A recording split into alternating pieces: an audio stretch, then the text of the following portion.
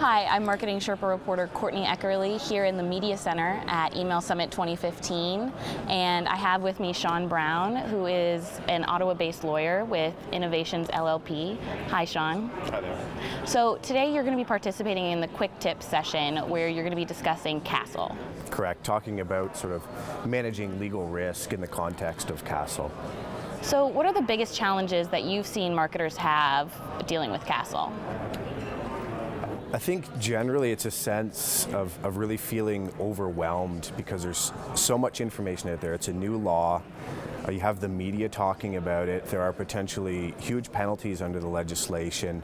Every law firm is publishing information. You have bloggers, email marketers, everybody's talking about C.A.S.L.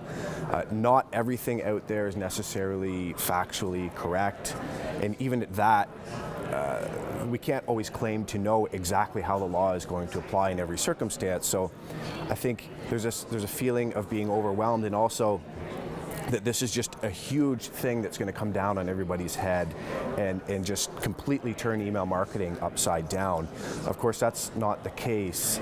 And I like to be able to help people realize that it's maybe not as overwhelming and as difficult as a lot of people might have thought. So you had some people who really got out ahead of it and started thinking about it very early on, but then a lot of people, I think, just kind of put their head in the sand or maybe didn't know how to deal with it, so they just sort of left it until the end. So we still have a lot of people who are trying to work through it now, even though the law is already in force.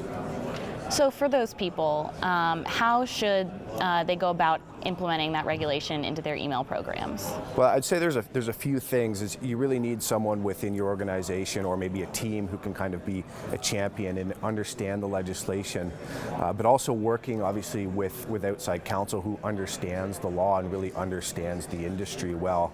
Like any area of law, you really need to be highly specialized, and I don't advise people on wills and estates and their real estate transactions because that's not what I know.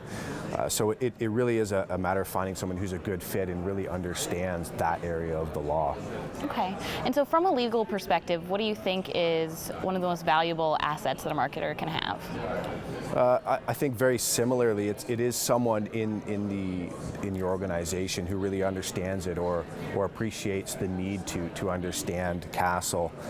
And again, having that sort of outside help who can sort of make you realize that it's maybe not as overwhelming or as painful as you might have thought. Someone to sort of guide you through the process. I think checklists can be very helpful. There are a lot of checklists and sort of information bulletins out there. Having something that's really tailored to your organization that really sort of meets your needs and the specific types of marketing that you engage in can be very, very helpful.